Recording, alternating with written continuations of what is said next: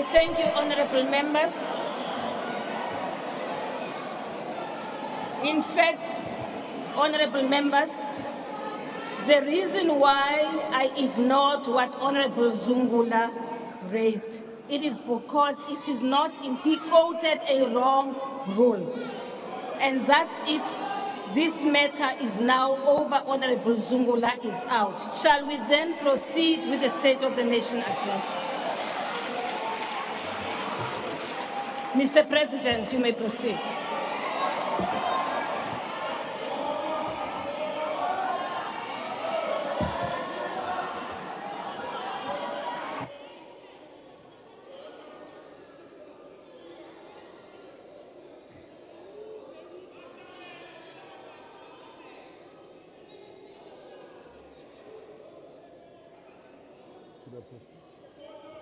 You may proceed. Honorable members,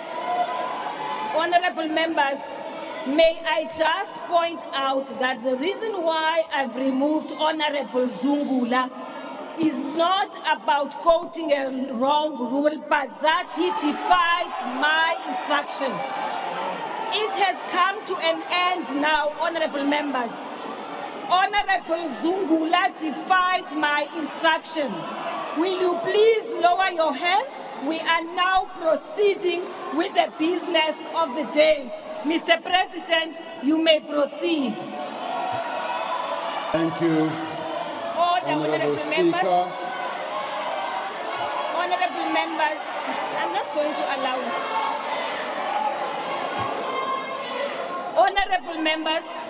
Honorable members, hold on.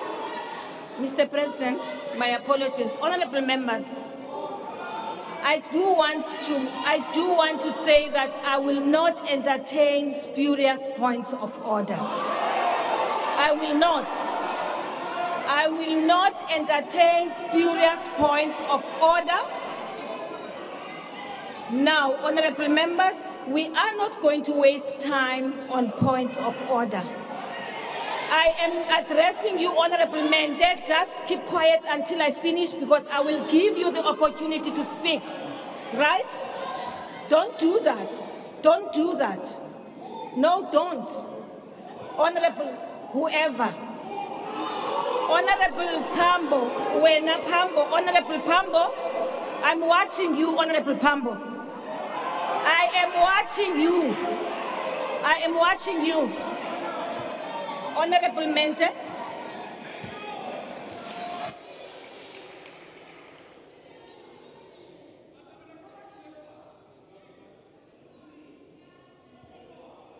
Honorable Mente.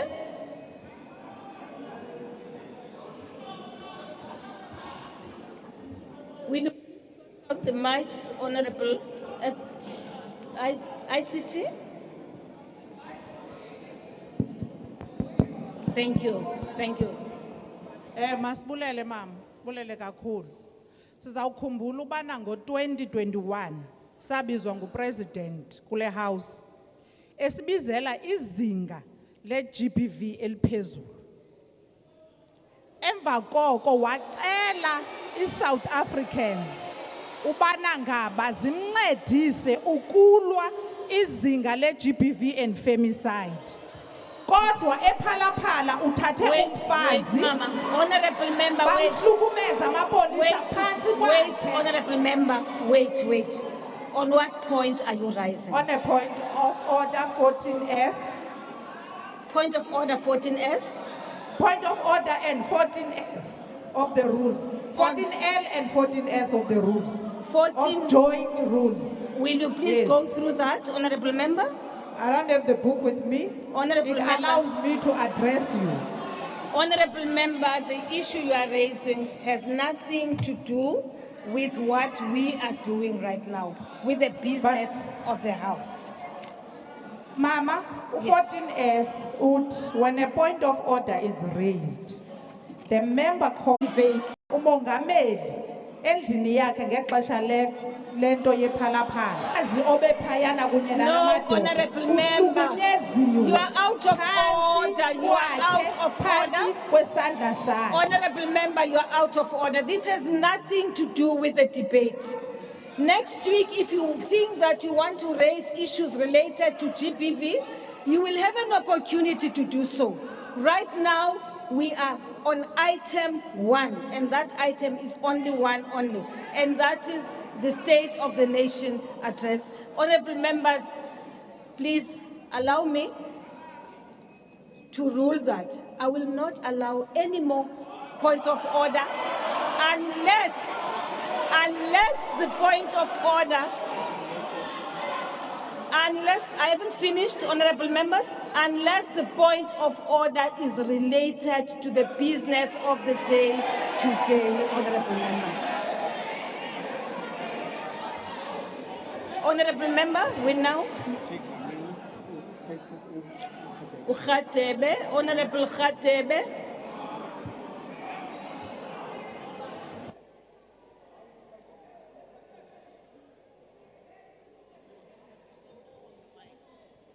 I've given you an opportunity. Thank you, Honorable Speaker. I'm rising on the fact that you have already made a ruling. You have already made a ruling that you are not going to take any points of order anymore. Number two, Khatebe, you are very correct, honorable member. Yes, he is. He is. I ruled that, honorable members, that we are now, in fact, I think we are now done. I've given an opportunity to honorable members to raise their issues, and none of what you are raising is related to what we're about here to the end of the Republic of South Africa. That's number one. Number two, honorable member, I'm talking now. Number one. Number two, honorable member, I'm talking now. No problem. Speaker, Honorable Dlamini, will you please now take your seat? But I'm not speaking. Thank you, Honorable Dlamini. Dlamini, please, honorable member. Uzawuphuma ke ngoku. Thank you, Mr. President. Mr. President, proceed. Honorable Mawutwe, I'm addressing you, please stop that. Lower your hand. Thank you very much, honorable members. Please, let us respect one another. Thank you. Honorable the President. There is no point of order now. Point all are raising has absolutely nothing to do with what we are about here today. I have, honorable members, decided that you should refrain, as I have said earlier on, from raising spurious points of order. I have, honorable members, I've allowed you to express yourselves, believing that the points of order you are raising, which are a privilege, by the way, you are unable to say exactly what it is that you want raised. And therefore, we have now closed the part that deals with points of order. I thank you, honorable members. Proceed, Mr. President, and I am sorry for keeping you standing.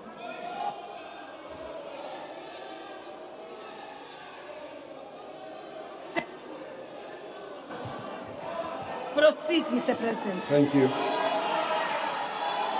Speaker of the National Assembly, Ms. Nosiviwe Mapisa Ngakula, Chairperson of the National Council of Provinces, Mr. Amos Masondo, Deputy President of the Republic of South Africa, honorable members, Mr. David Mabuza. I'm sorry, Mr. President. Take your seat, Mr. President. Honorable members, seeing that you are determined to ensure that we do not proceed with this sitting, once more I request you, those of you who do not want to be part of these proceedings today, should actually leave the House. If not, honorable members, because what is happening now is that you are actually obstructing and you are interfering as the president is present. I'm not going to allow you to raise a point of order because I have closed the points of order, right? Now, honorable members, I request you for the last time now, please, honorable members, will you please, all those of you who continue to say point of order, and I can point all of you. Now, there will be no point of order, and there will be no one who says point of order as the president now is addressing. I've given you an opportunity, I've given you ample time, and none of you have raised an issue related to what we are about here today. All that you are raising is an issue which has nothing to do with the State of the Nation address. The issue which you are raising is an issue which you will have a right to raise when you are engaging in your debates next week. Honorable members, I've closed it. I've closed it. I've closed it, honorable members. Honorable members, it is over. It can't continue. Thank you. Mr. President, you may continue.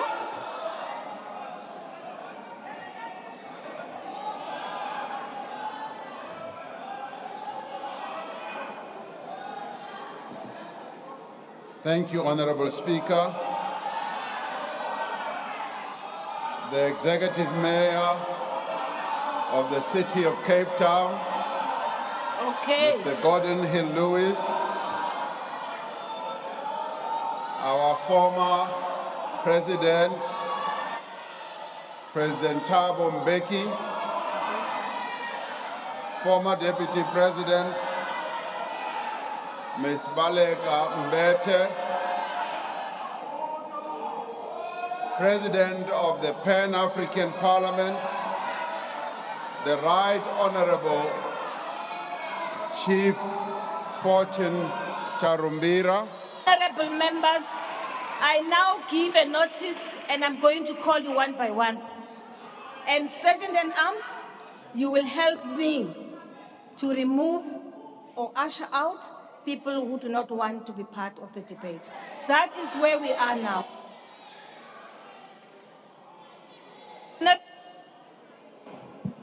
Honorable Shivambo, Honorable Malema, Honorable Mente, Honorable Mawutwe, Honorable Dlamini, Honorable Ndlozi. I don't need to be assisted to chair, please. Let me deal with my mess right now. It's mine. Leave me to deal with it. Honorables, the ones I've just called now, you can leave the house. Now. Sergeant in Arms, leave the house.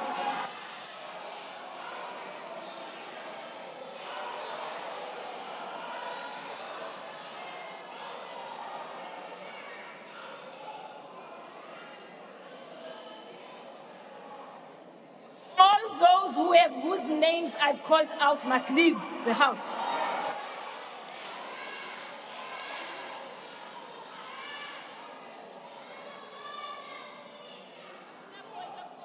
There's no point of order. Lower that hand.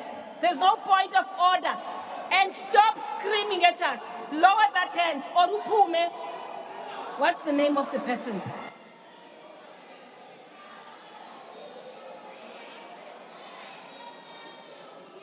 Honorable members, you are refusing to leave the house? Thank you.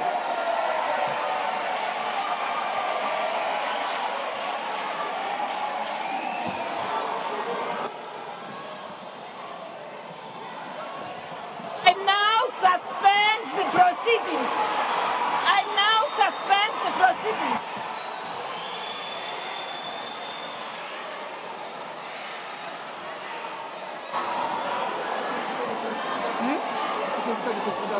Security services, you may intervene. Security services of the Republic of South Africa, you now come into the chamber and remove the members. The business is suspended for the next 10 minutes.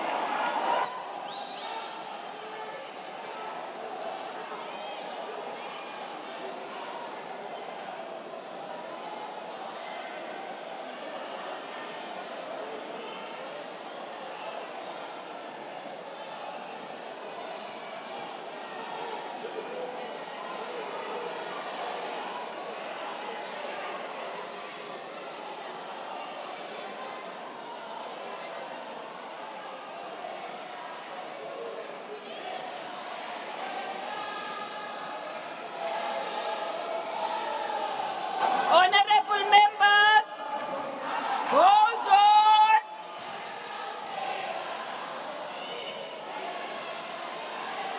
Business of the house. Animal out.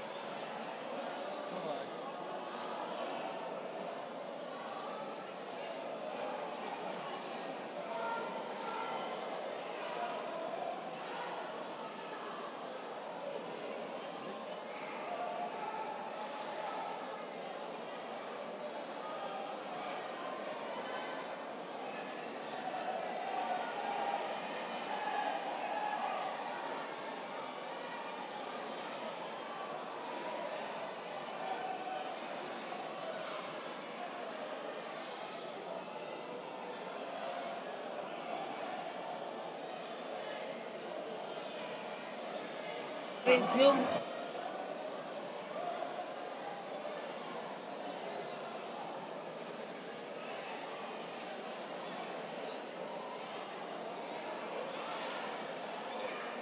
Honorable members, the ladies of the PPS, honorable members, the ladies of the PPS, will you please remove the ladies?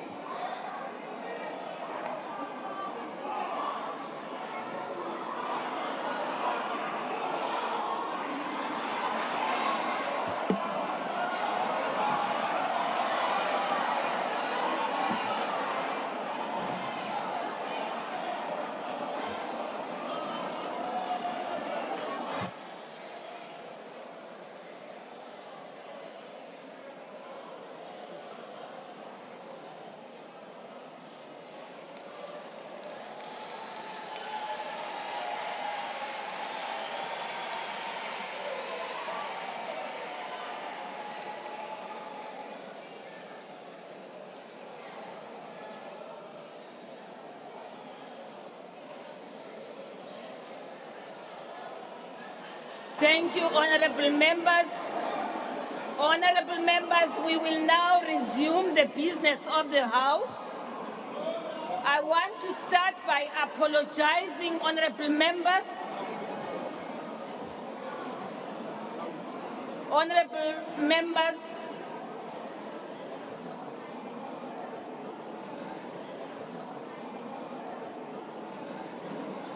I want to start by apologizing to all of you for what has just happened. I also want to apologize to the South African nation, which is watching the proceedings. I do want to thank the speed with which the PPS and the security of police came in and dealt with the issues. The issue is now we will proceed with the business of the House, honorable members. It was not our intention to continue in the manner in which we have done. But honorable members, we've had to suspend the House because there was disorder. Thank you very much, honorable, for your attention to this. First, you stage where the president was sitting. That I must say, rules or no rules. Here was a situation, my common sense tells me that a president is sitting here and is addressing, and I ask people politely to leave the house, and instead of leaving the house, they climb the stage. It immediately threatens the security of the principal. And I want to request us, Honorable Leader of the Opposition, that this should not be a matter now that delays the proceedings anymore. Anything else now, we will have to go back to the Hansard and go to the recordings and observe for ourselves, both you and us from our side. Being removed from the house can never allow you and give you the right to run to the stage where a principal is sitting. And I think that's the only reason. And please allow me, Honorable Steenhuisen, that I do not give you an opportunity to speak. Let us close this matter. This matter must be closed.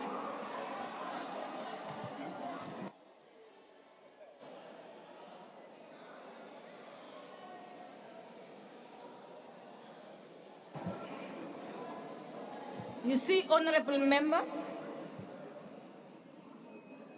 there's a rule here which says, in the event of violence or a reasonable prospect of violence or serious disruption of the sitting as a result of a member's resistance to be removed, right? Now, the presiding officer may suspend the proceedings. And that is the basis on which I suspended okay, I see you disagree, and I will allow you once, and you, hold on, honorable members, I know you know the rules. You understand. I have a reason for doing this right now. Honorable Steenhuisen. I apologize, Mr. President, for delaying you further than you've been delayed already. But this is an important point, and it's important for our Parliament. Madam Speaker, at that stage that the security services rushed in, there was at that stage no threat to life or limb. Furthermore, they can only enter the chamber upon your invitation. That was not the case. They entered the chamber prior to you saying, I invite the security services in to stabilize the situation. It is a very important point for you as a presiding officer to protect our Parliament from incursion from forces that account to the executive. And it's a parliamentary point, and I'm happy to take it to the Rules Committee with you, but I want it on the record that we are not going to let this matter lie here. It is an important point to prevent the intimidation of members of Parliament by members of the security services who account to a minister who sits on these benches. Thank you. I thank you, Honorable Oosthuizen, and I have noted the points you have raised. Please allow me to proceed with the sitting, honorable members. Honorable Groenewald.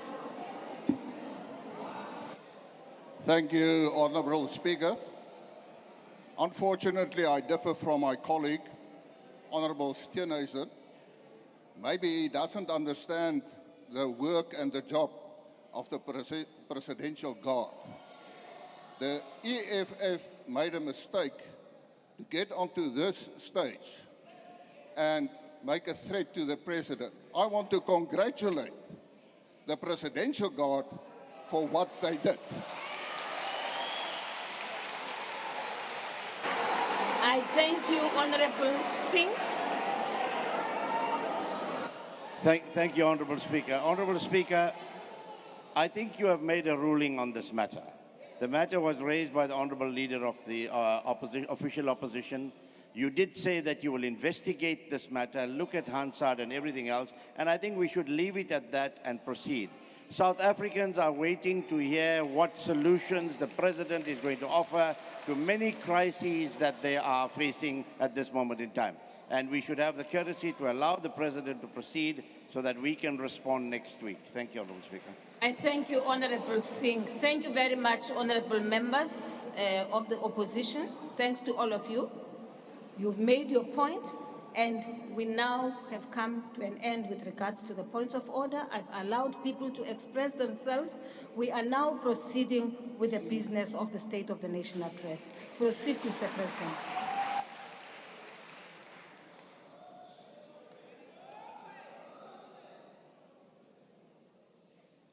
Speaker of the National Assembly, I greet you once more, as well as the Chairperson of the National Council of Provinces, Mr. Amos Masondo.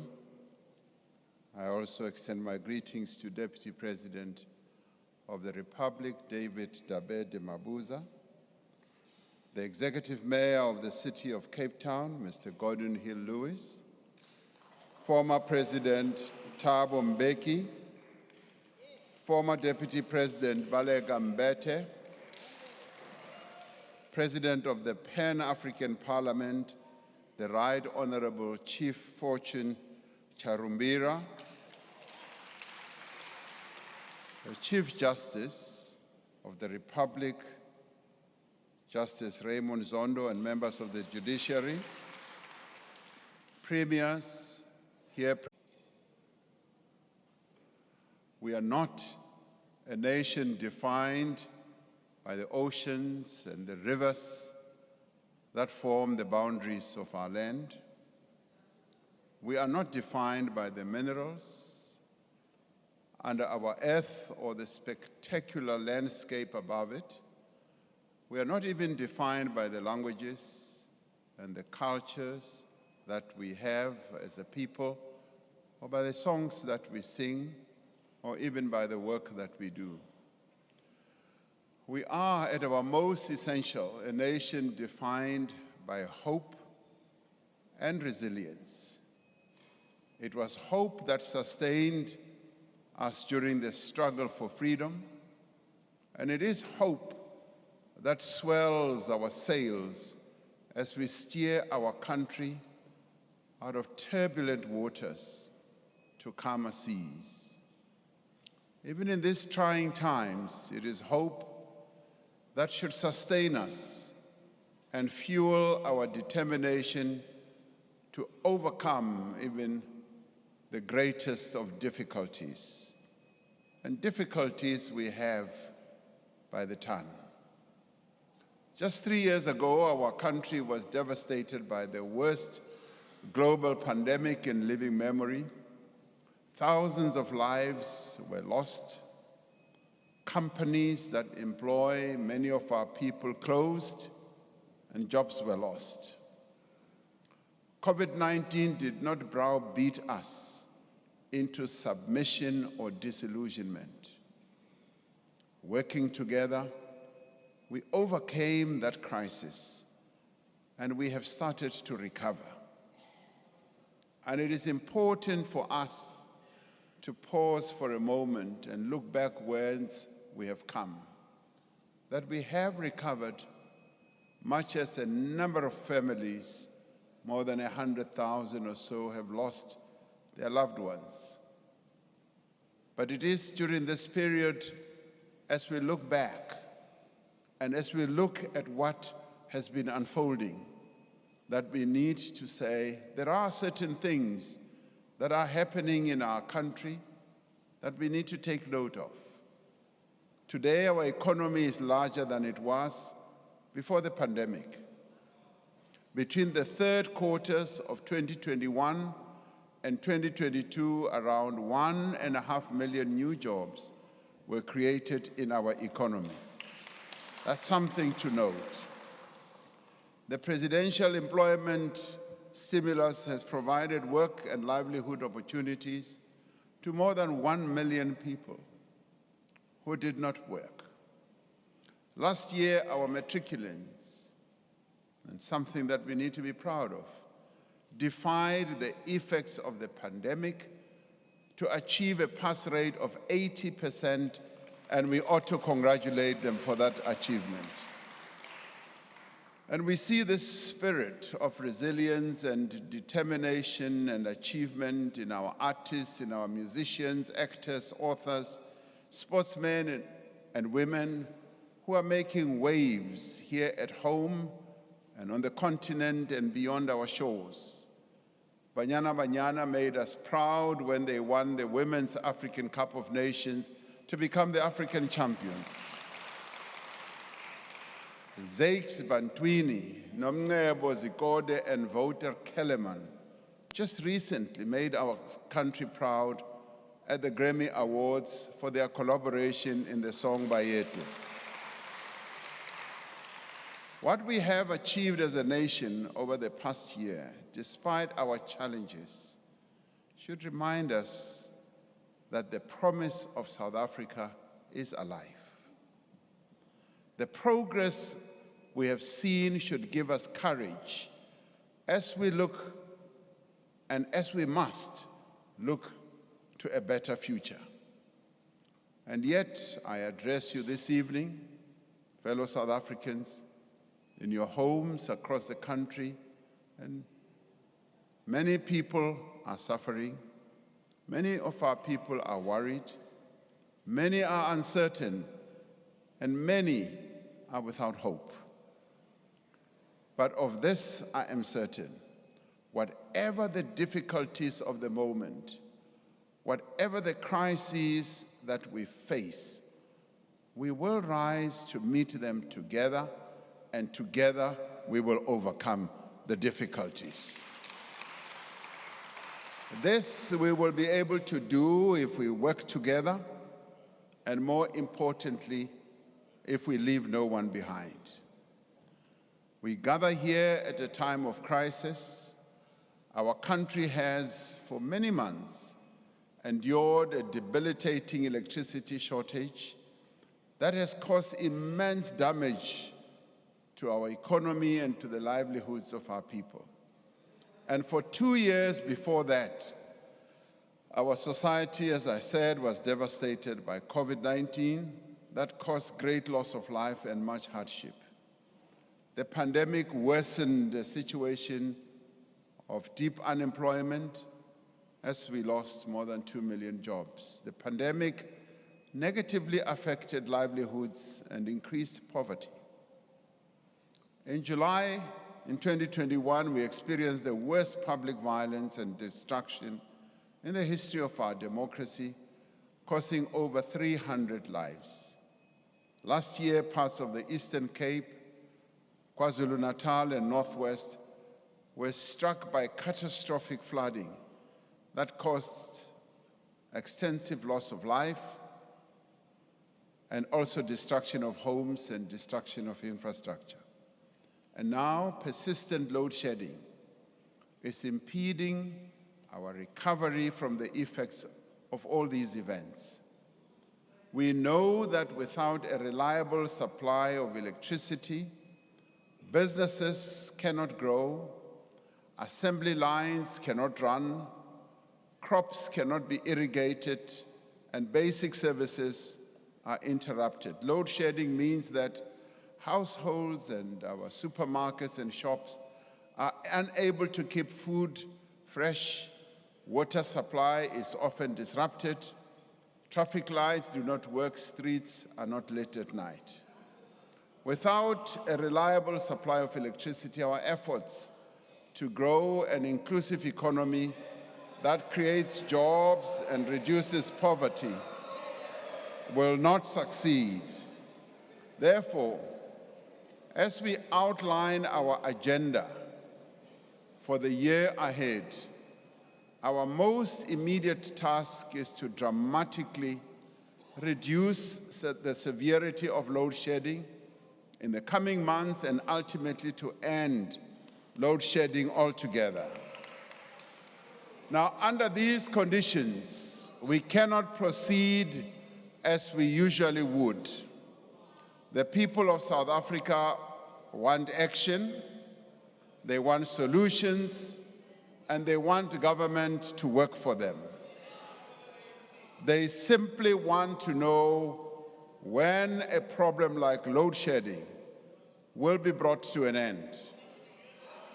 We are therefore focused on those actions that will make a meaningful difference now and will enable real progress within the next year, and that we lay a foundation for a sustained recovery into the future.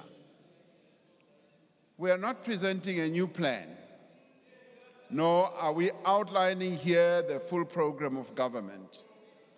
Rather, we are concentrating on those issues that concern South Africans the most: load shedding, unemployment, poverty and rising cost of living, crime and corruption. I must say, honorable members, there are no easy solutions to any of these challenges. Yet we have the strength, the means, and the wherewithal, yes, to overcome them. If we work together and act boldly and decisively, leaving no one behind, we will be able to resolve our challenges. This State of the Nation address is about seeing hope where there is despair. It is about showing a way out of these crises. This evening, we will give an account of a number of areas where progress in implementing the commitments we made in last year's State of the Nation address has been made. And there are others where progress has not been made. And we will be quite candid about that. Over the course of the last year, we have laid a firm foundation based on the commitments that we made for faster growth through our investment drive. The economic reforms that we have embarked upon, public employment programs, and an expanding infrastructure program. What is clear from our experience of the last few years, indeed from our history as a democracy, is that we are not a people easily resigned to our fate. When we faced the greatest challenge of apartheid, we did not submit to the oppression that the apartheid regime imposed on our people. We stood firm and engaged in a struggle, hopeful that our cause would triumph, and it did. Against all odds, we were able to succeed. We can and we will change the circumstances in which we find ourselves today. We are both able and determined to overcome the difficulties that we face and place our economy on a firm path of recovery. Our most immediate priority is to restore energy security. We are in the grip of a profound energy crisis, the seeds of which were planted many years ago. We cannot undo the mistakes that were made in the past, the capacity that was not built, the damage that was done to our power plants due to a lack of maintenance, and the effects of state capture on our institutions. What we can do is to fix the problem today, to keep the lights on tomorrow and for generations to come. In July last year, I announced a clear action plan to address the energy crisis. This was to address the electricity shortfall of 4,000 to 6,000 megawatts. The plan outlined 5 key interventions. First, to fix Eskom's coal-fired power stations and improve the availability of existing supply. Second, to enable and also to accelerate investment in generation capacity. Thirdly, to accelerate procurement of new capacity from renewables, gas, and battery storage. And fourth, to unleash businesses and households to invest in rooftop solar. The fifth one, fundamentally, to transform the electricity sector to achieve long-term energy security. Now, many experts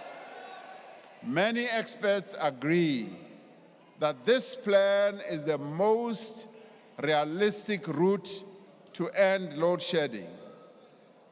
Now, during the last 6 months, we have made important progress in the implementation of this plan. We have taken steps to improve the performance of Eskom's existing power stations so that the coal-fired power stations that provide 80% of our electricity produce the amount of electricity for which they were designed. Under its new board, Eskom is deploying people and resources to improve the reliability of the 6 power stations that have contributed most to load shedding. Eskom is urgently fast-tracking the construction of a temporary solution to bring back 3 units at Kusile Power Station following the collapse of the chimney or the flue last year, while simultaneously repairing the permanent structure. We are rebuilding the skills that have been lost over time. And we have already recruited a number of skilled personnel to senior levels to be deployed at underperforming power stations. And this is where South Africans have come to the fore, voluntarily and offering their services.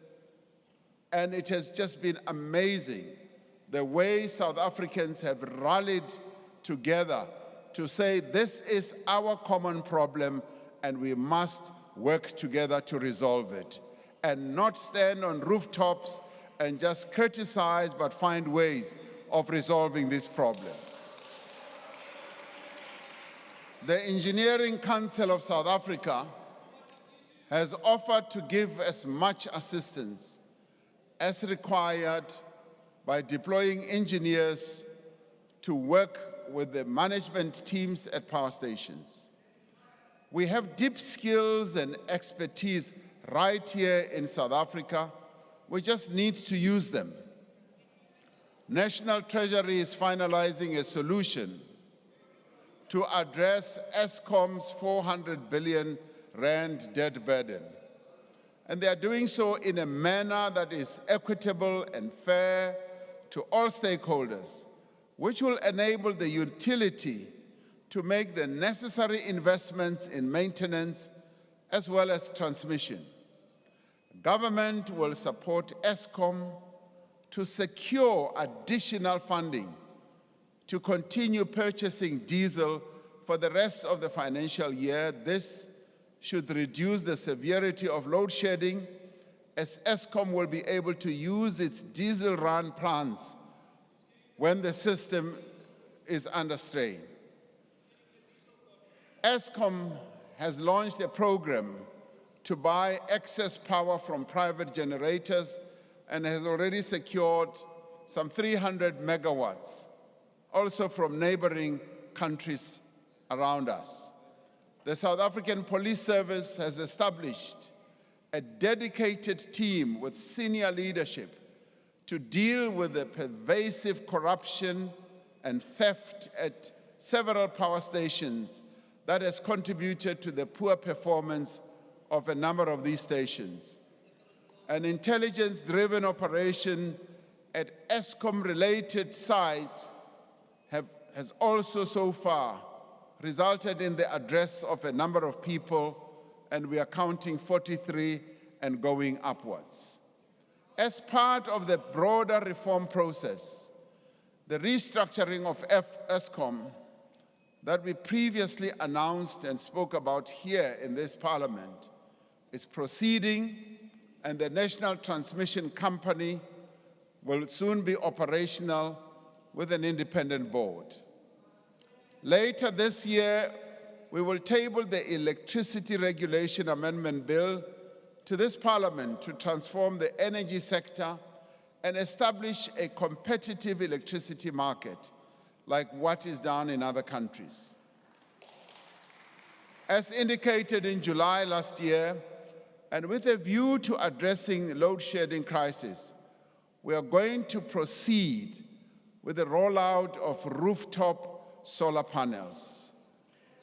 In his budget speech, the Minister of Finance will outline how households will be assisted and how businesses will be able to benefit from a tax incentive.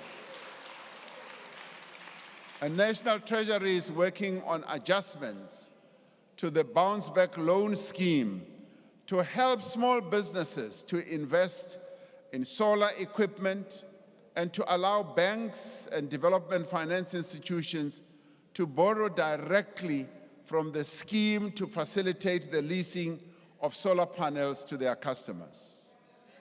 One of the potent reforms we have embarked upon is to allow private developers to generate electricity. There are now more than 100 projects which are expected to provide over 9,000 megawatts of new capacity over time. A number of companies that have participated in the Renewable Energy Program will soon enter construction and will deliver a total of 2,800 megawatts of new capacity. And ESCOM will procure emergency power that can be deployed within 6 months to close the immediate gap. We are investing in new transmission lines and substations, especially in areas such as the Eastern Cape, Northern Cape, and Western Cape. All of these measures will result in a massive increase in power to the grid over the next 12 to 18 months and also beyond. Now, this power will be in line with our diverse mix of energy sources, including our current coal-fired power stations, solar, wind, gas, nuclear, hydro, and battery storage. To fully implement this plan, we need a central coordination, and we also need to take decisive action. Some of the processes have been held up by regulations, have been held up by various processes that are embedded in the architecture that we have regarding energy. In a time of crisis, we need a single point of command and a single line of march. Just as we address the cause of the crisis, we also need to address its impact. Now, the crisis has progressively evolved to affect every part of society.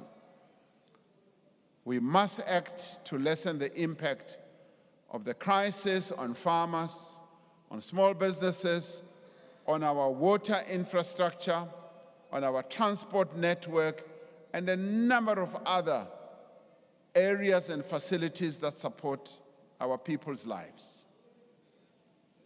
Now, in considering all these matters and the crisis that we are in, the National Disaster Management Center has consequently classified the energy crisis and its impact as a disaster. We are therefore declaring a national state of disaster to respond to the electricity crisis and its effect. The Minister of Cooperative Governance and Traditional Affairs has just gazetted the declaration of the state of disaster, which will begin with immediate effect. Now, what will the state of disaster enable us to do? It will enable us to provide practical measures that we need to take to support businesses, a number of businesses, for instance, in food production, storage, retail supply chains, including for the rollout of generators and solar panels and uninterrupted power supply. Where technically possible, it will also enable us to exempt critical infrastructure such as hospitals and water treatment plants from load shedding. And it will enable us to accelerate energy projects and limit regulatory requirements while maintaining rigorous environmental protection as well as procurement principles and technical standards. Now, the Auditor General will be brought in to ensure continuous monitoring of expenditure in order to guard against any abuses of funds needed to attend to this disaster. Now, to deal more effectively and urgently with the challenges that confront us, I will appoint a Minister of Electricity in the Presidency to assume full responsibility for overseeing all aspects of the electricity crisis response. You better listen, including the work of the National Energy Crisis Committee. Now, the minister will focus full-time on the work with the ESCOM board and the management on ending load shedding and ensuring that the Energy Action Plan is implemented without delay. Now, so as to remove any confusion, the Minister of Public Enterprises will remain the shareholder representative of ESCOM and steer the restructuring of ESCOM and ensure the establishment of the transmission company, oversee the implementation of the Just Energy program, and oversee the establishment of the SOE holding company. Now, the process of restructuring government will give us an opportunity to determine the positioning of various areas of responsibility and how best the various ministries and departments can best serve our national objectives. Now, we are focusing our attention on the energy crisis right now, and we will address the restructuring of government in due course. This is necessary because an effective response to this crisis involves several different departments as well as entities that require coordination from the center of government. We will be including other social partners in an effective structure similar to the one that we set up to drive the vaccine rollout. Extraordinary circumstances do call for extraordinary measures. Now, we have cooperated extremely well with a number of role players. The energy crisis is an existential threat to our economy and to the social fabric of our country. We must therefore spare no effort, and we must allow no delay in implementing the measures that are going to enable us to address the crisis. And I'm doing this because much as we have the various regulations, the various laws, the coordination, particularly when it comes to addressing the electricity crisis, is an important instrument that I need to enable us to address this process. Hence, we will have this minister who will day and night just be focusing on this crisis that we are dealing with. As we take these actions to resolve the energy crisis, we are mindful of the risks that climate change poses to our society. Extreme weather events in the form of drought, floods, and wildfires increasingly pose a risk to the health, well-being, and safety of our people. We will continue our just transition to a low-carbon economy at a pace our country is able to keep up with, and at a pace we can afford, and in a manner that ensures energy security. We will undertake our just transition in a way that opens up the possibility of new investments, new industrialization, and that, above all, creates new jobs. The Presidential Climate Commission is guiding much of this work, and in doing so, building a new model for inclusive and collective decision-making, incorporating the individuals, workers, and communities that are most affected in the transition. Much as I'm the chairman of this commission, I'm ably assisted by Mr. Vali Musa, who used to be a minister in our government. Through the Just Energy Transition Investment Plan, 1.5 trillion rand will be invested in our economy over the next 5 years in new frontiers, new sectors of our economy such as renewable energy, green hydrogen, electric vehicles, fuel cells, and you name them. These new sectors are emerging in our economy and are emerging quite fast in the green energy and the electric vehicles. Many other countries are already moving towards manufacturing electric vehicles, and we cannot be left behind as South Africans. And as we move on, we will be able, yes, to address all these new technologies and industries, because this new period ushers in a number of opportunities. It ushers in a number of opportunities to create jobs. A number of projects are already underway, including the development of the new facility by Sasol at Boegoebaai in the Northern Cape, the Priska Power Reserve in the Free State, and the Hydrogen Valley Initiative in Limpopo and KwaZulu-Natal. The Northern Cape has already attracted well over 100 billion rand in investments in renewable energy projects.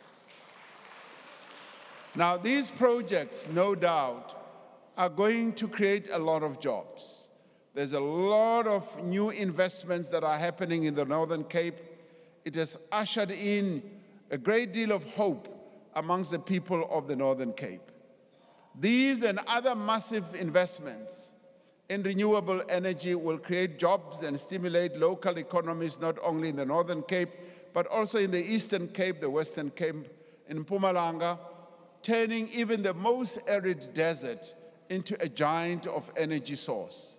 Above all, our just transition will prioritize workers and communities in vulnerable industries to ensure no one is left behind.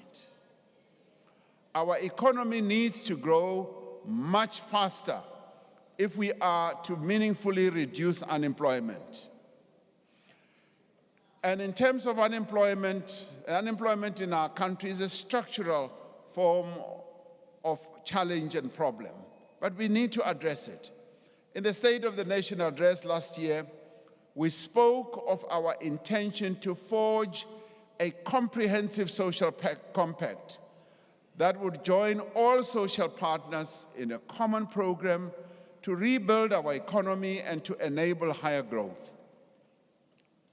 But I must say tonight that we have not been able to conclude a comprehensive social compact in the time frame we had envisaged, because a number of new circumstances emerged that made it difficult for social partners to forge a consensus.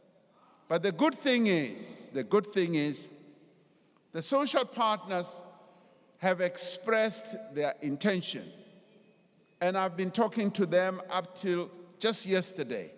Both labor, business, and community, they have expressed a clear intention to conclude a social compact and have continued to work on a framework to enable joint action in key areas such as energy, transport, logistics, employment creation, and skills development.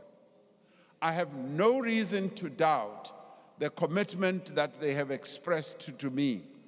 They have also identified a number of areas in terms of localization, social protection, crime, and corruption. While we remain committed to forging a new consensus amongst all sectors of our society, we have also undertaken practical collaborations in specific areas. Let me say it is not like processes of consensus building have not been going on. They have.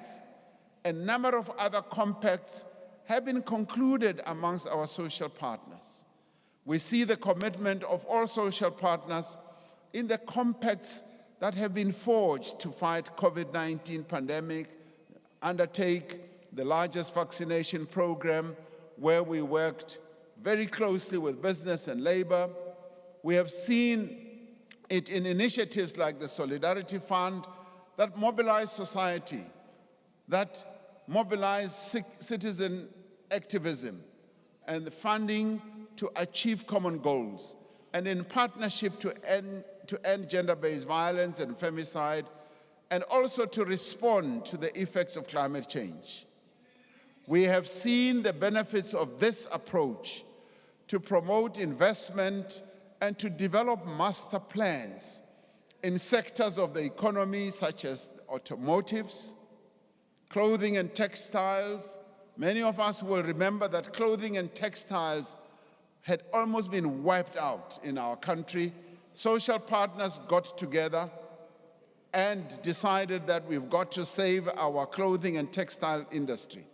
We've seen them work together in poultry, in sugar, agriculture, and global business services.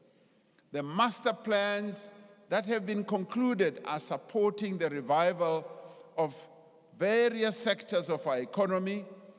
They're also bringing about investment by the private sector and yielding new jobs and supporting livelihoods. We are pleased that the social partners, particularly business, has been providing support to implement the Energy Action Plan in the spirit of social compacting. Similarly, we have developed a close working relationship with both labor and community-based organizations in supporting other aspects of the energy crisis response. Just as energy is essential for economic growth, so is another important area of South African life, a reliable water supply and efficient transport and road infrastructure system. Our rail network has suffered from many years of underinvestment. It has suffered from lack of maintenance. It has also suffered from criminal activity and inefficiency.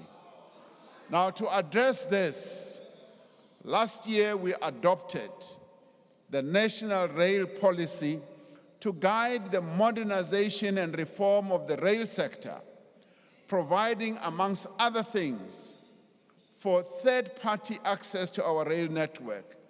Those who have money, that they should come and participate without diluting the important role that is played by government.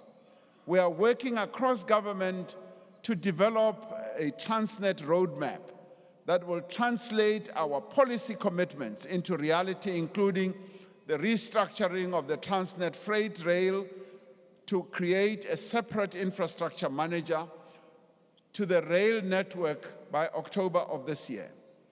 Transnet and private sector companies will conclude partnerships at the Durban and Ngqura container terminals to enable new investment in our ports and improve their efficiency. Now, this will help our ports to regain their global position as some of the most efficient ports once again. There has been great success, for instance, in repositioning Port Elizabeth Automotive Terminal, which has more than doubled its capacity and has already seen an increase in exports. Many more vehicles destined for overseas markets are rolling off the Port Elizabeth Automotive Terminal. Transnet is also rehabilitating its idle locomotives and expanding its fleet. And soon there will be a solution to the challenge that, yes, we've been facing with regard to getting our locomotives to move once again. We have faced challenges in the transportation of commuters on passenger rail, and this has been raised sharply by trade unions with us who represent the working people of our country.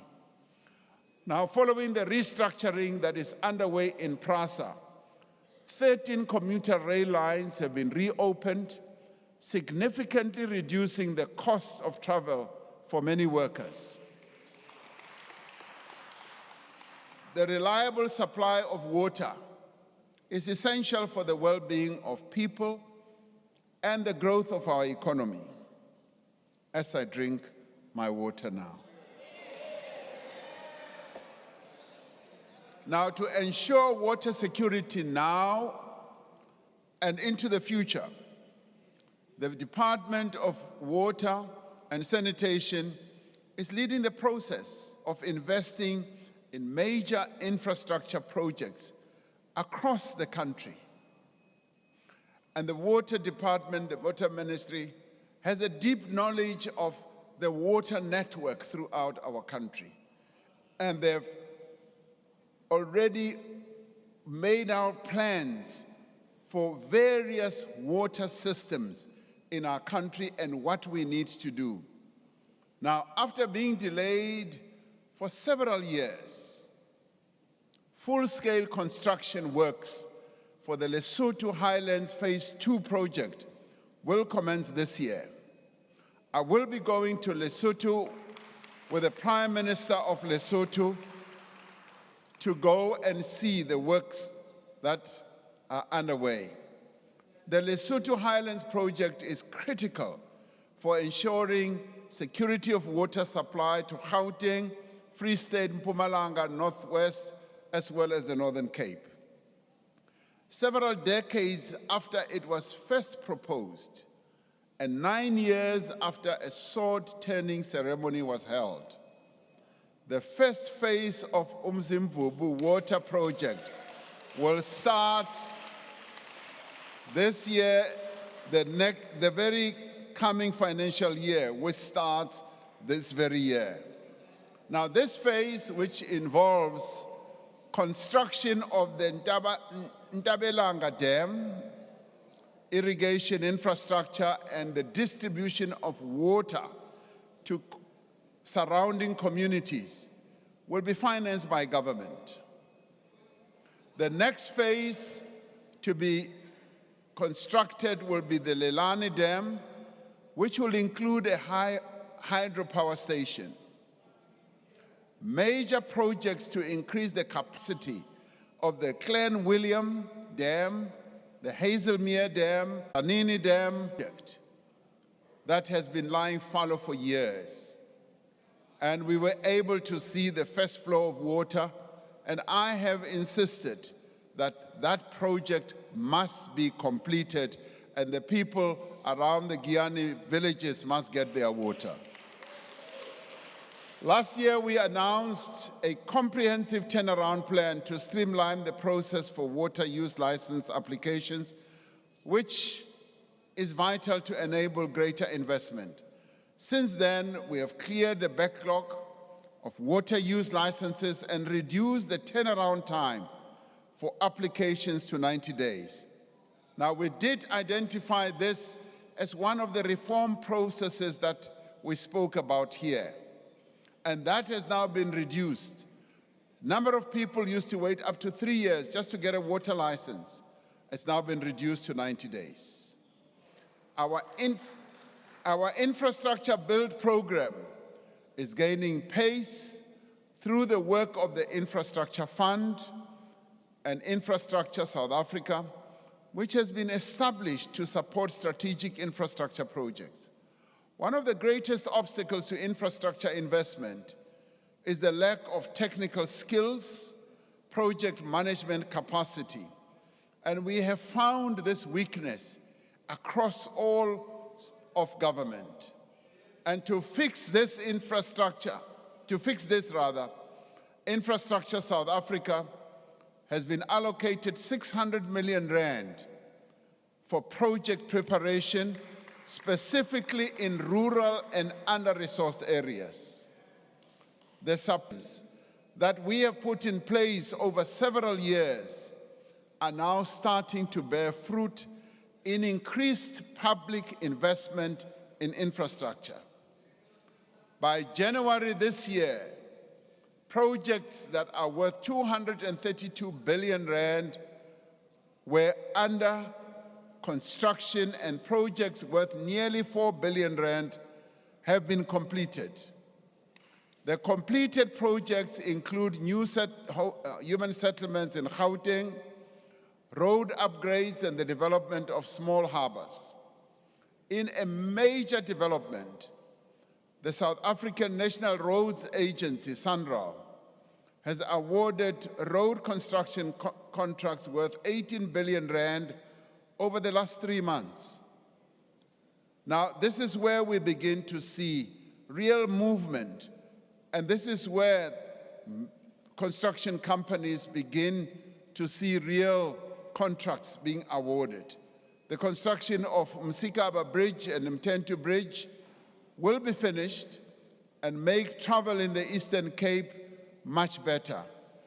This investment will substantially benefit the construction industry and enable large-scale job creation, skills development, poverty relief, especially in rural communities. And what I like with these projects is that as they are executed, the community around these projects become part of the project development. They are also involved in a variety of ways. It's not like construction companies that are being parachuted in and they move out. They leave skills developed in the area. Small and medium enterprises also developed and established and growing. Last year, we said we would increase the construction of rural bridges as part of the Welisizwe program to enable residents to easily and safely reach schools, workplaces, and amenities. Now, a number of us would have seen horrific pictures of when the rivers are in flood, people are not able to cross the bridges, the rivers rather, and young people cannot go to schools, and the residents around those rivers are not able to travel at all. Now, 24 bridges in KwaZulu-Natal are currently under construction, and site preparations are being made for a further 24 bridges. Now, this is all being done with the great technical capability of the South African National Defence Force, whom we must applaud because they are building bridges for our country. In the telecommunications sector, one of the things that we spoke about in the last State of the Nation address, the completion of the spectrum auction has been the spectrum auction has been done, and it has unlocked new investment and has contributed some 14 billion rand to the fiscus. During the course of this year, we will migrate the remaining households to digital television signal and complete the switch off of analog transmission. This has taken quite a long time, but yes, better late than never. And that's where we are. Now, saying better late than ever is not a culture and a practice that I want to see continuing in government. I want to see agility, faster execution, and I want to see everyone across government doing their work and making sure that we do indeed achieve what we have said we will. This will release valuable spectrum for the rollout of 5G mobile networks and will reduce the cost of data. These actions will bring us closer to our vision of affordable, high-speed internet access for all. In the State of the Nation address last year, a number of my colleagues who live in the rural areas, whenever I try to call them and they don't have connectivity, they always say, because we are in the rural areas, we don't have that. Now, this initiative is going to enable even the people in our rural areas to have better connectivity, like all others in the urban areas. We said in the State of the Nation address that we would concentrate our efforts on mobilizing greater levels of investment, which is essential to growing the economy, as well as creating jobs. We said that we would give impetus to the campaign that we embarked upon nearly 5 years ago to raise $100 billion, which then translated to 1.3 trillion rand. Last year, the 4th South African Investment Conference raised 367 billion in investment commitments, bringing our 5-year investment target firmly within sight. Over the last year, many of these commitments have resulted in the companies that made these commitments, investing in new factories, call centers, solar power plants, undersea fiber optic cables, the expansion of production lines, the adoption of new technologies. Importantly, these investments have resulted in new jobs and new opportunities for small emerging businesses as well. On the 3rd of April this year, we will hold our 5th South African Investment Conference. At this conference, we will set a new target, having achieved our 1.2 trillion rand. We will set a new target to mobilize, and this is an investment mobilizing opportunity we have, to mobilize more than 2 trillion in new investment by 2028. Now, the investments that have flowed into the economy to date have contributed substantial increase in local production. These investments have encouraged our efforts to buy local. Last year, I delivered the State of the Nation address wearing a suit and shoes proudly made in South Africa. This evening, I am drinking, and this is the glass. I am drinking water from a glass made in Wadeville last week by workers from Katlehong, Vosloorus, and Germiston. Now, for many years, I can tell you, South Africa has been importing its drinking glasses. Now we are increasingly making them locally. But it's not just glasses. If you go to hospital for an operation, chances, and heaven forbid, chances are that you will receive an anesthetic made in a world-class manufacturing facility in the Eastern Cape. During my state visit to the United Kingdom last year, a South African firm obtained a license to produce an oral vaccine for cholera for the first time here in South Africa.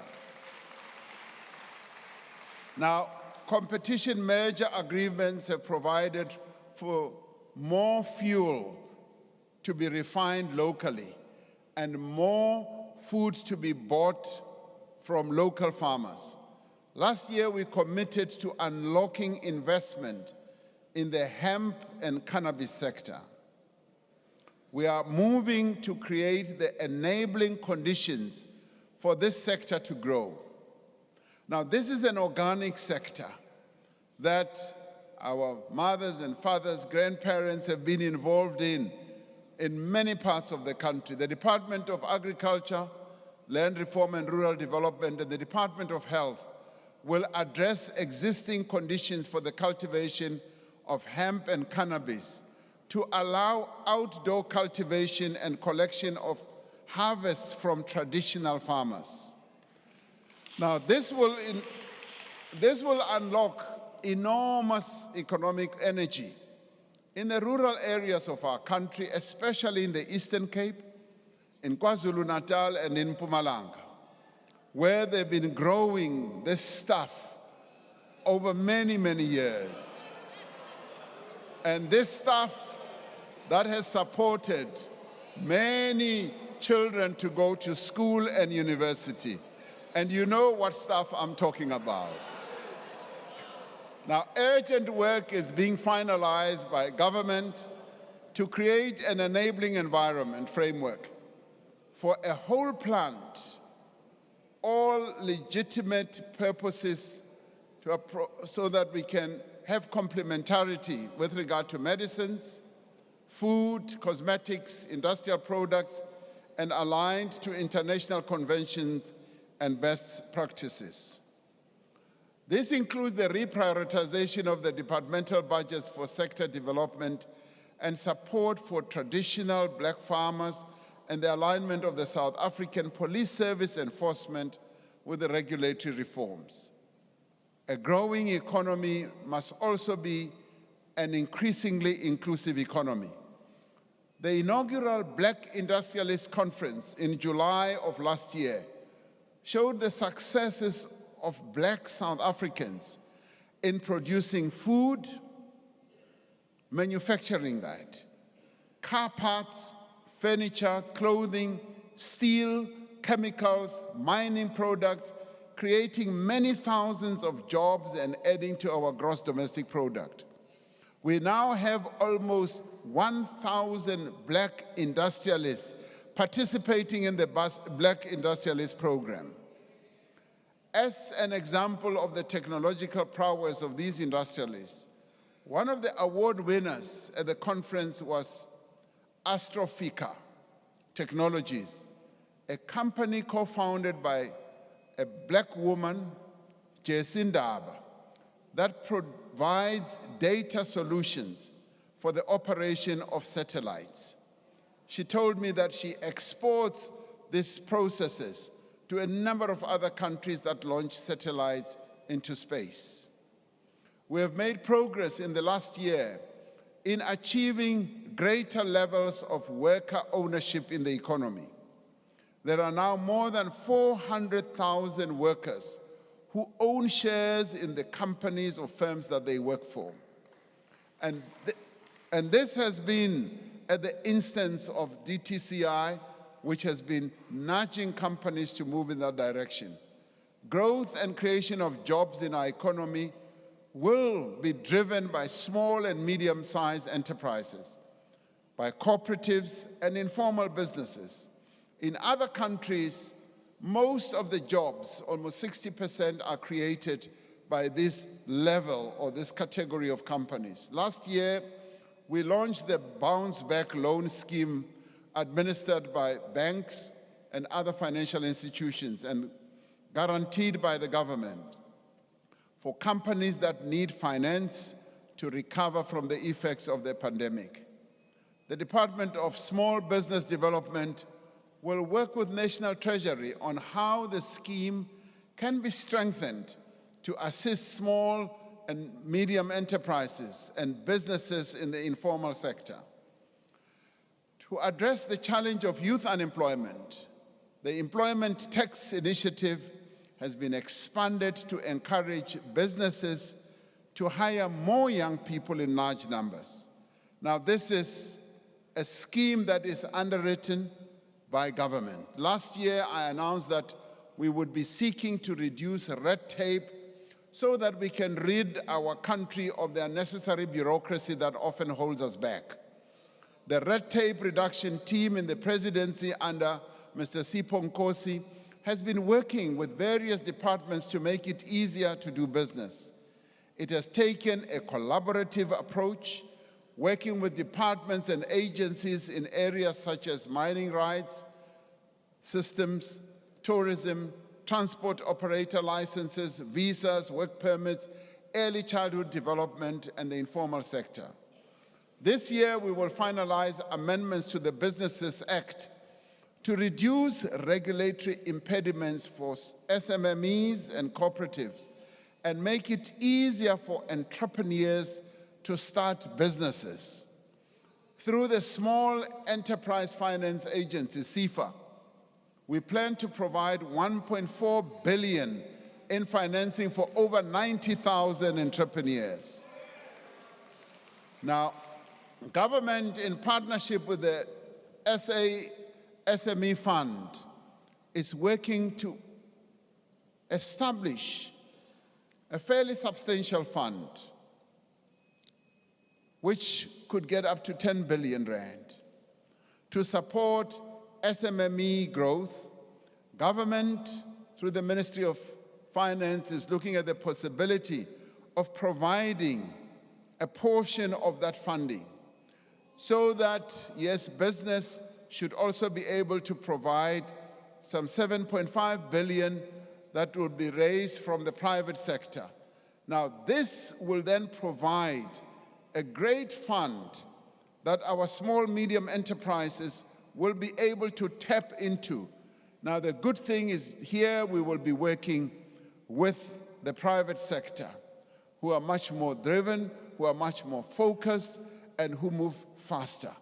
And together with them, we as government will then be able to have this fund set up so that we can support the creation of jobs through the small, medium enterprises. The licensing of the Post Bank will lay the foundation of the creation of a state bank that will provide services, financial services, to SMMEs, particularly to the youth, the women-owned businesses, and other underserved communities. As the National Assembly considers the Post Bank Amendment Bill, the Post Bank is reviewing its service offerings so that it can provide a viable and affordable alternative to the commercial banks. Because we always hear many of our people who need funding, as they go to commercial banks, they are always fobbed off, rejected, because they don't have collateral, because they don't have this and all that. The most effective and sustainable way to build an economy is to equip our people with skills and know-how to drive it. We have therefore been working to strengthen the link between the skills that we develop and the skills the workplace needs. This year, the National Skills Fund will provide 800 million rand to develop skills in the digital and technology sector through an innovative model that links payment for training to employment outcomes. We reiterate our call to companies. We reiterate our call also to government departments and to state-owned enterprises to remove the requirement for work experience for young people seeking entry-level positions. Now, it is often said that you must have experience, even when you are a first-time job seeker. where will you get the experience when you have not been given an opportunity to work? And that is why we say remove that requirement. Last year, we said that we would place over 10,000 TVET college graduates in employment.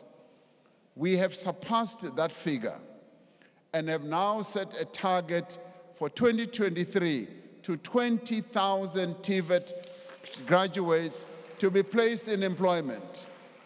The number of students entering artisan training in TVET colleges will be increased from 17,000 to 30,000 in 2023 academic year. One of the key ingredients for economic growth and competitiveness is the ability to attract skills which the economy needs. Having completed a comprehensive review of the work visa system, we will move quickly to implement the recommendations put forward.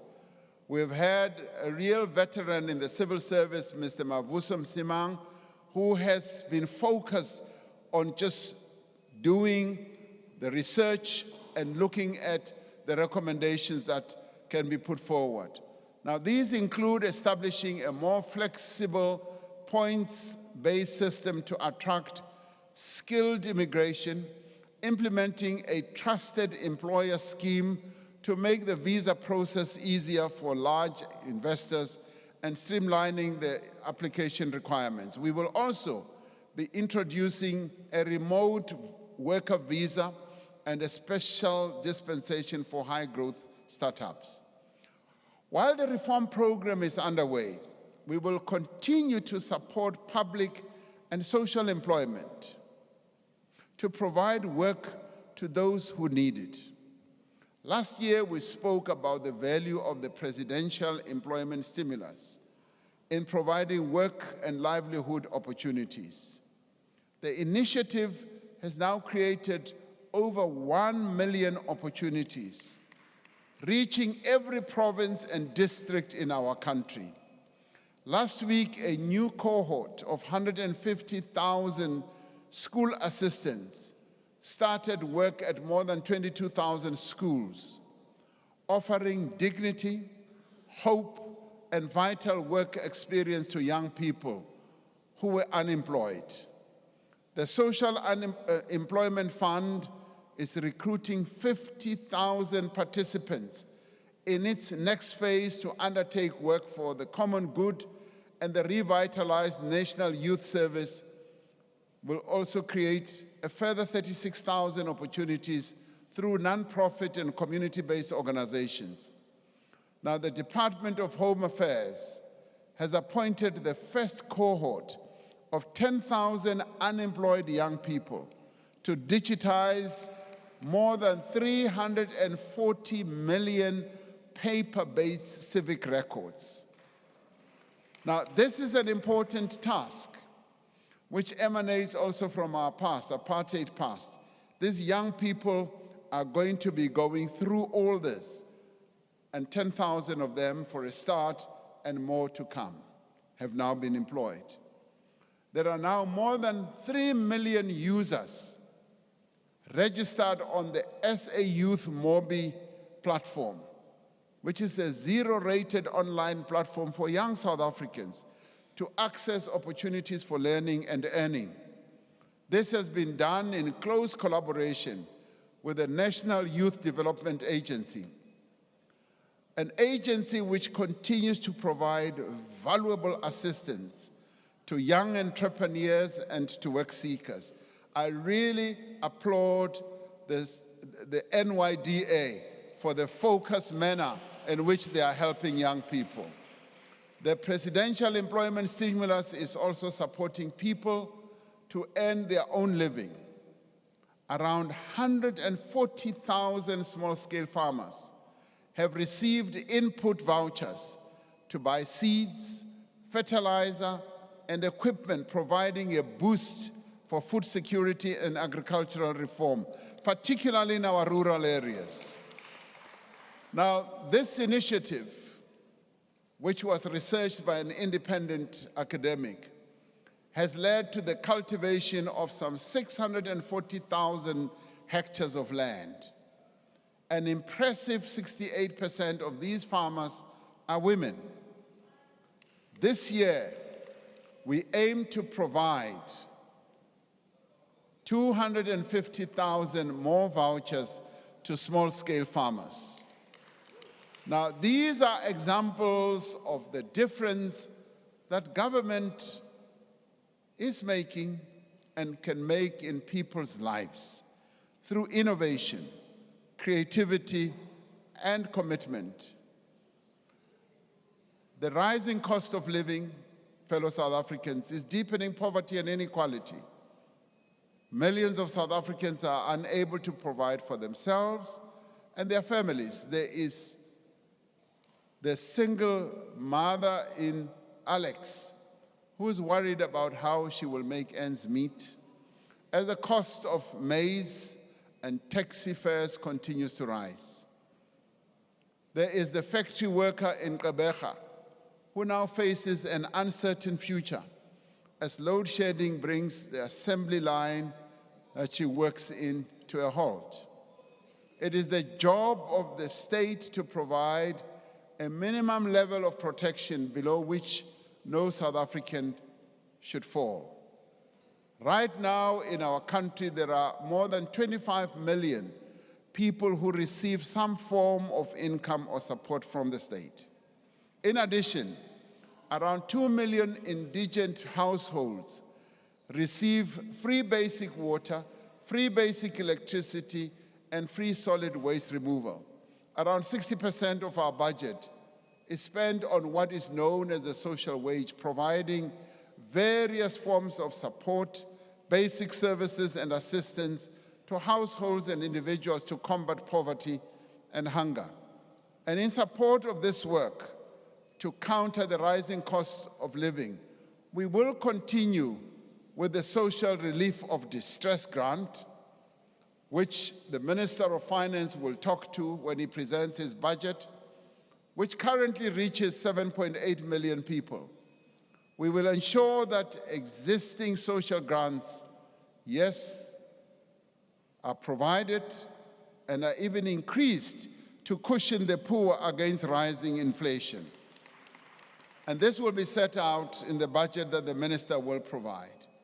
Work is underway to develop a mechanism for targeted basic income support for the most vulnerable, while within our fiscal constraints. This will build on the innovation we introduced through the SRD fund, or grant rather, including linking the data that we have across government to make sure we reach all those who are in need. National Treasury is considering the feasibility of urgent measures to mitigate the impact of load shedding on food prices. This year, we will take steps to unlock massive value for poor households by expediting the provision of title deeds for subsidized housing. The current backlog in processing title deeds is over 1 million houses, which amounts to an estimated 242 billion rand in assets that should be in the hands of South Africa's poorest households. We will focus not just on eradicating this backlog, but on making the title deed system more effective and much more accessible. As we undertook in the State of the Nation address last year, the Department of Public Works and Infrastructure has finalized the transfer of 14,000 hectares of state land for housing. Access to quality education for all is the most powerful instrument we have to end poverty. We need to start with children who are very young, providing them with the foundation that they need to write and read for meaning, to learn and to develop. It is therefore significant that the number of children who receive the Early Childhood Development Subsidy has more than doubled between 2019 and 2022, reaching 1.5 million children. But we still have a long way to go, as there are some 7 million children that we've got to reach. The Department of Basic Education is streamlining the requirements of the early childhood development centers to access support and enable thousands more to receive subsidies from government. While at the other end of the basic education journey, we must applaud, as I said earlier, last year's matric pass rate, because it has a number of indicators for us. And the increase has been across all provinces where we've shown improvement. This was up from 76% the year before. The share of bachelor passes in the no-fee schools, and these are schools that are quintile 1 to quintile 3, improved from 55% in 2019 to 64% in 2022. Now, these are children who come from very poor families, and that is why they are classified as no-fee schools, where government supports their education fully. The improvement that we are seeing is quite phenomenal. This means that the performance of learners from poor schools is steadily improving, confirming the value of the support that government provides to them. What these results reveal is that there is a silent revolution that is taking place in our schools. It's a silent revolution that is underway. As we see these children improving and getting better, schools must be safe and allow for effective learning and teaching. The Sanitation Appropriate for Education initiative, known as SAFE, together with government's Accelerated School Infrastructure Delivery Initiative, has built 55,000 appropriate toilets with resources from the public and the private sector. To produce the skills our country needs, we are expanding the vocational education and training system through the implementation of the approved curriculum of the 3 streams model. This year, government plans to finalize the comprehensive student funding model for higher education, particularly for students who fall outside the current NSFAS criteria, reaching those who are known as the missing middle. Now, honorable members, violent crime takes a heavy toll on every South African. Communities across our country live in fear for the safety of their families. This situation cannot continue and must not continue.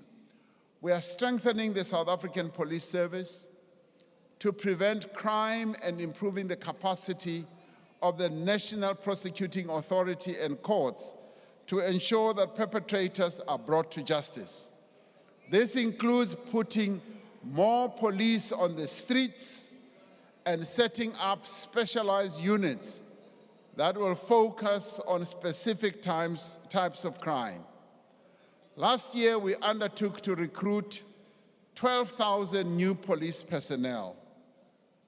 Since then, more than 10,000 new recruits graduated from police academies, and a further 10,000 will be recruited and trained this year.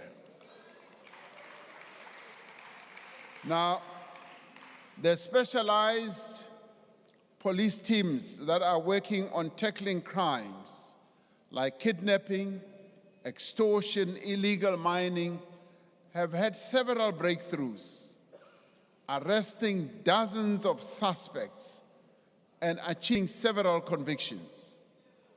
Firm action is being taken to tackle economic sabotage and related crimes that are causing great damage to the economy. Multidisciplinary economic infrastructure task teams are now operational in 20 identified hotspots.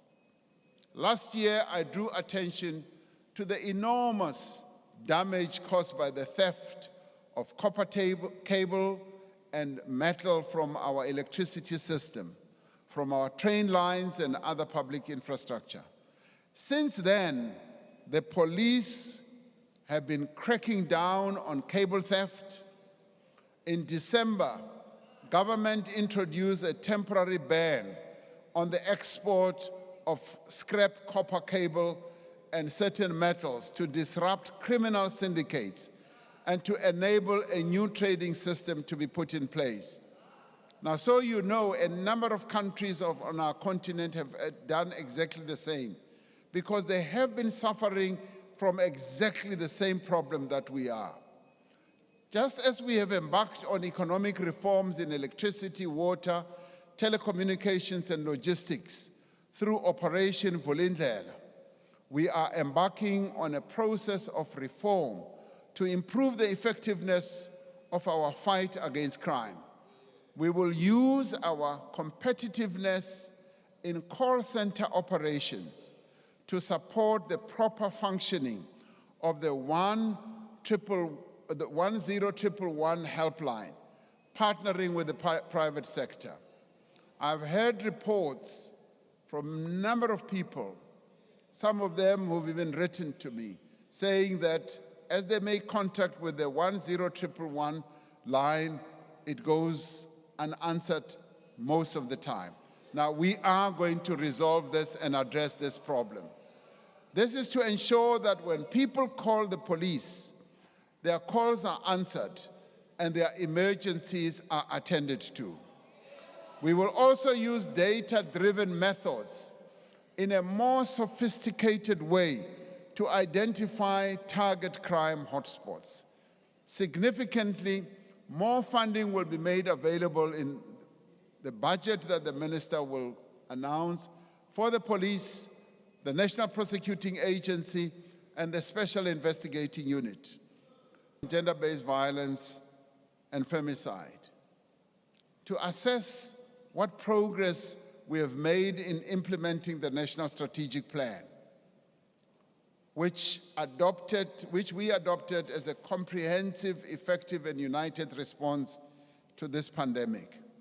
One of the great successes of our effort to fight gender-based violence is the extent to which social partners have rallied around the National Strategic Plan. In January last year, I signed into law 3 pieces of legislation that afford greater protection to survivors of gender-based violence and ensure that perpetrators are no longer able to use legislative loopholes to evade prosecution. We continue to improve the accessibility and functioning of sexual offenses courts and expand the network of Thuthuzela care centers. A key aspect of the National Strategic Plan is the economic empowerment of the women of our country. Since announcing our determination to direct at least 40% of public procurement to women-owned businesses, we have sought to establish an enabling environment to support women entrepreneurs.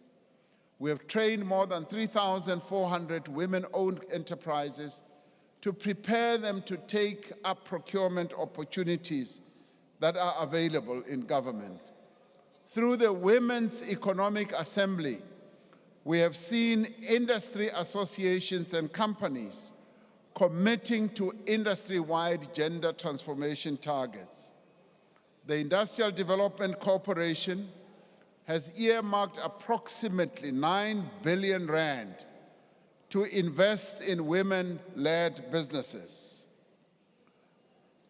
Other entities, including the PIC and the National Empowerment Fund, have also committed to establish special purpose vehicles to support women-owned businesses. We must all play our part as individuals, as well as in institutions and leaders across society to end these crimes against women and children. Last year, I said that we would take decisive action against corruption and make a clear break with the era of state capture.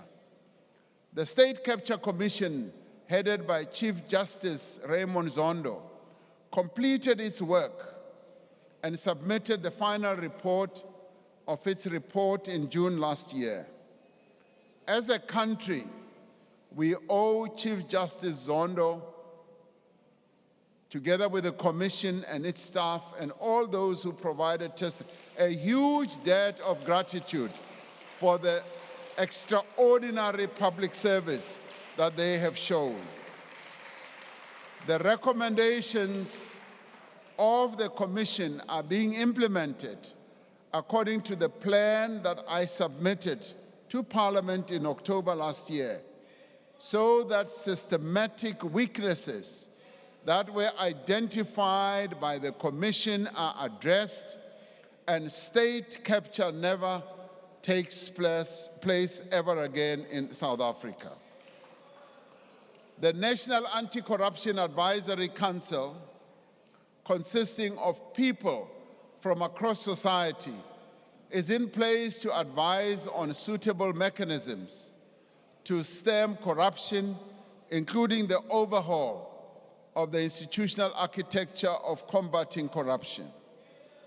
We are working to capacitate the Witness Protection Unit and will introduce amendments to the Protected Disclosures Act to strengthen protections for whistleblowers.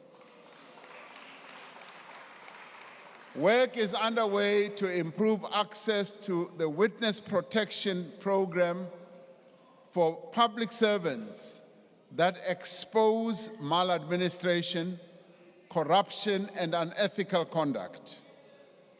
We will finalize the draft public procurement bill to address weaknesses identified by the State Capture Commission and improve efficiency, value for money, and transparency in our procurement system.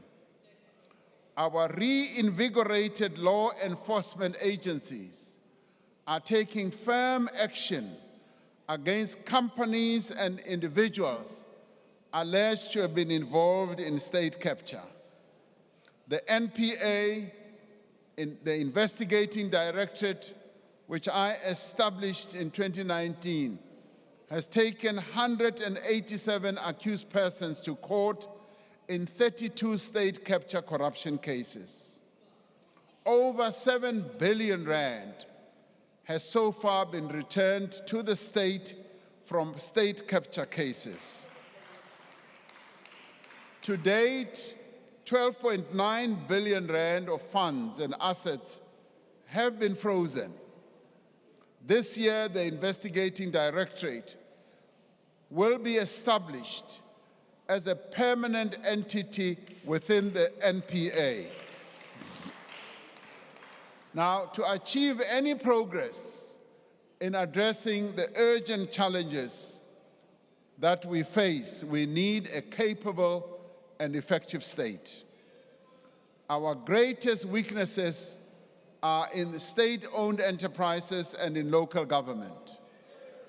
Many of our SOEs are struggling with significant debt, with underinvestment in infrastructure, and of course, with the effects of state capture and shortage of skills.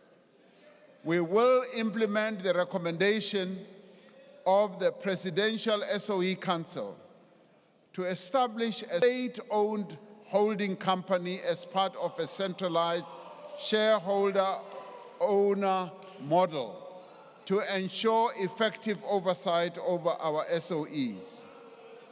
Separately, I have instructed the Presidency and the National Treasury to work together to rationalize government departments, entities, and programs over the next 3 years.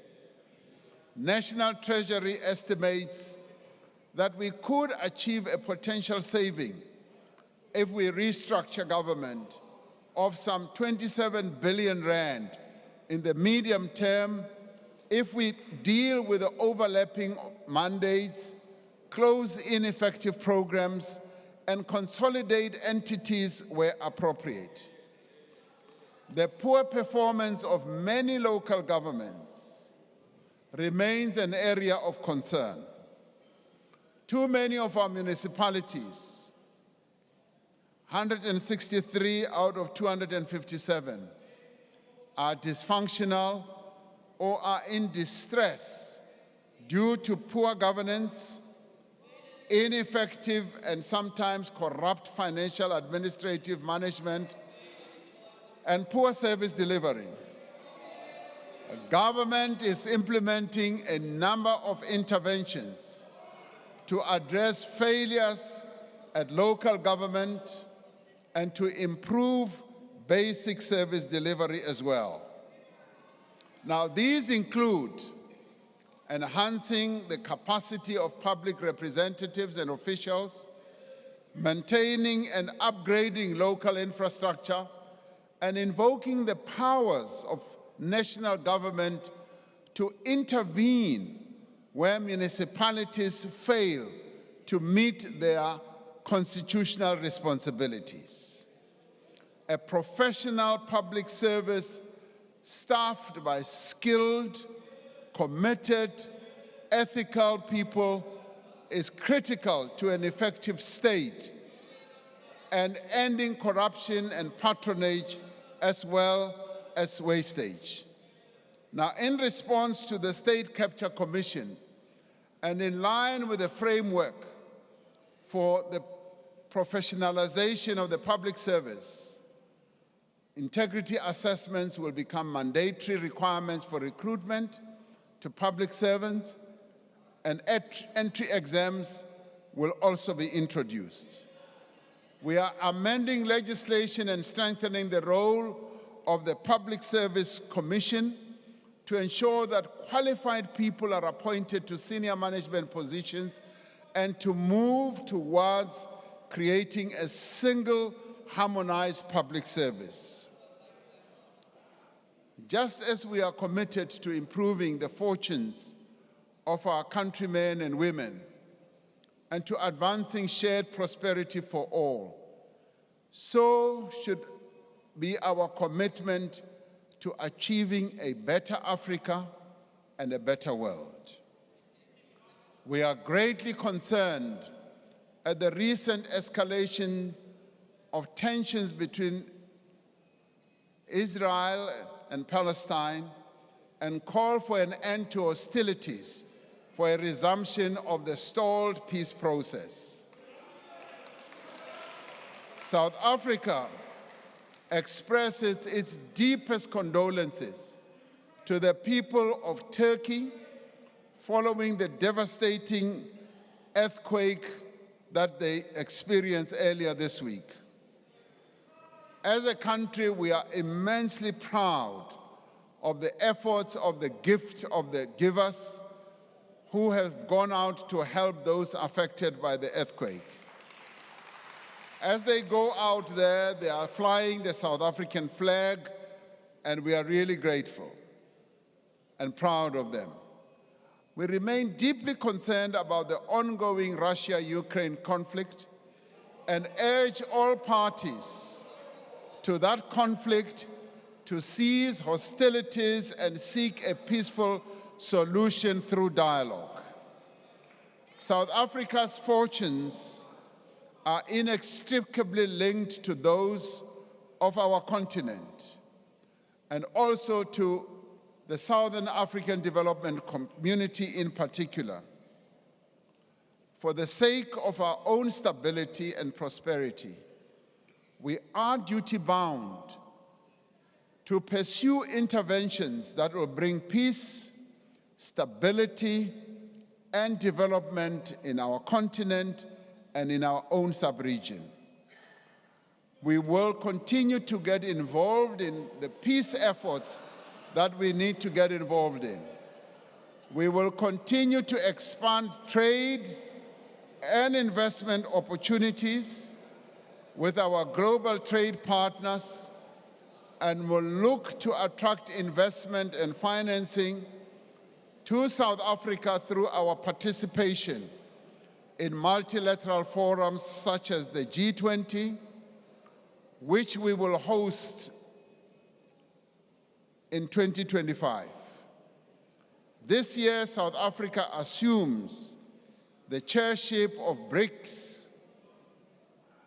Our focus will be on collaboration, on sustainable development, the just energy transition and industrialization, and implementation of the African Continental Free Trade Area.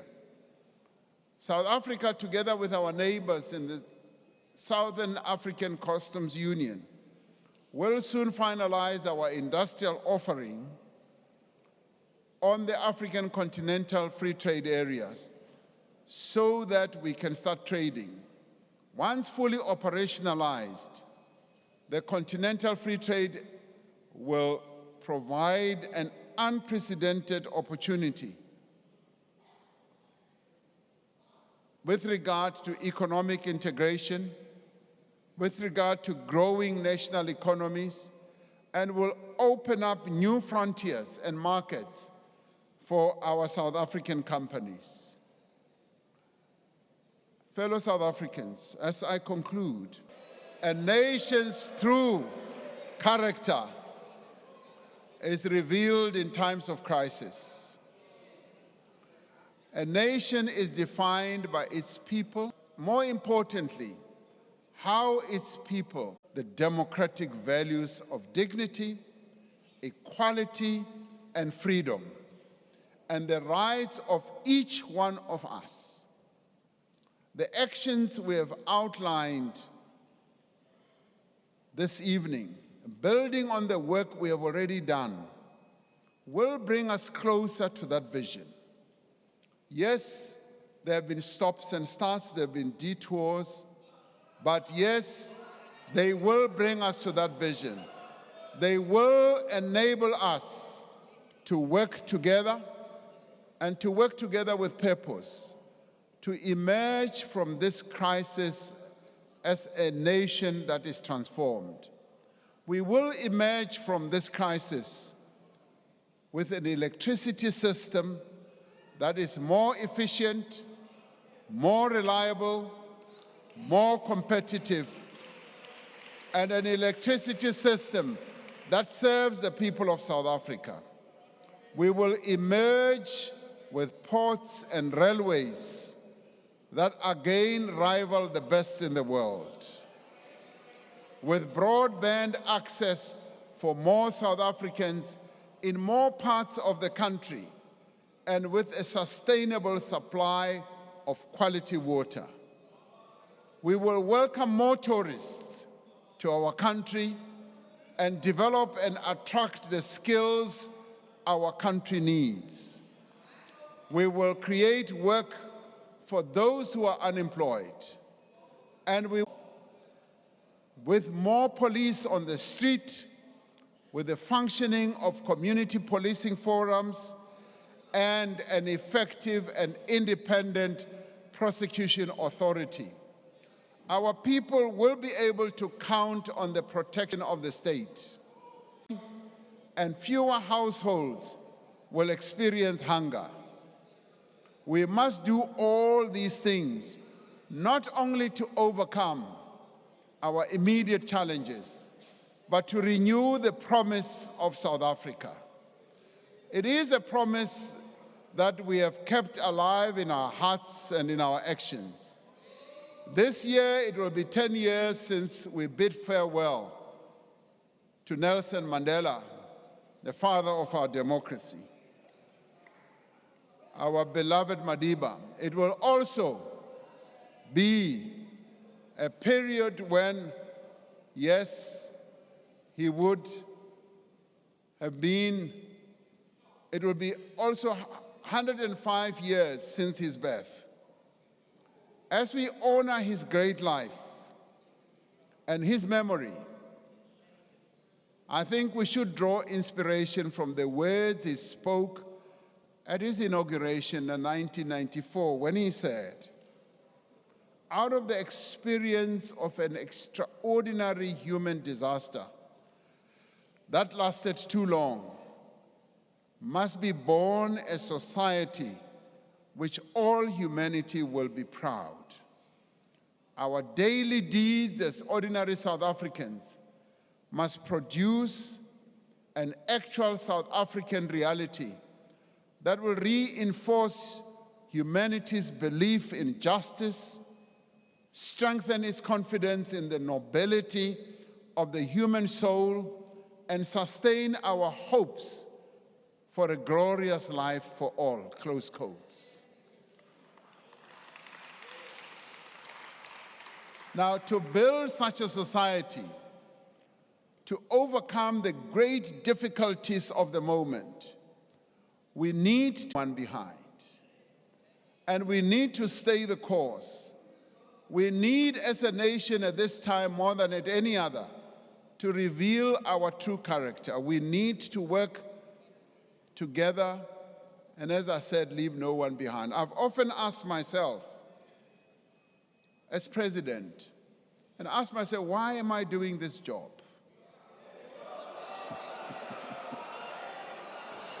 I've often asked myself that. And there's that voice inside of me that always says, I want you to listen, because you have your own voices. This voice always says, Order, order. follow in the footsteps of Nelson Mandela.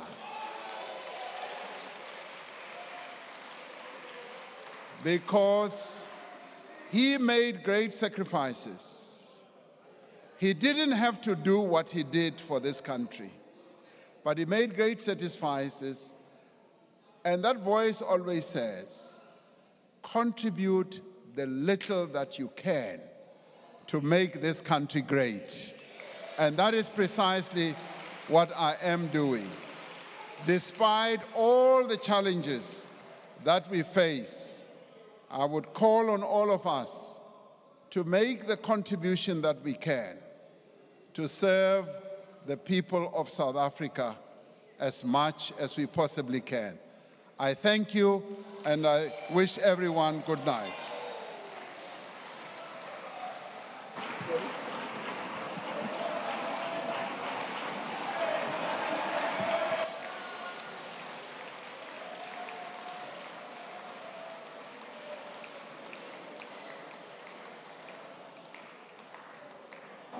I thank you, Mr. President.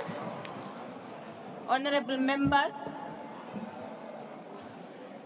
may you please take your seats.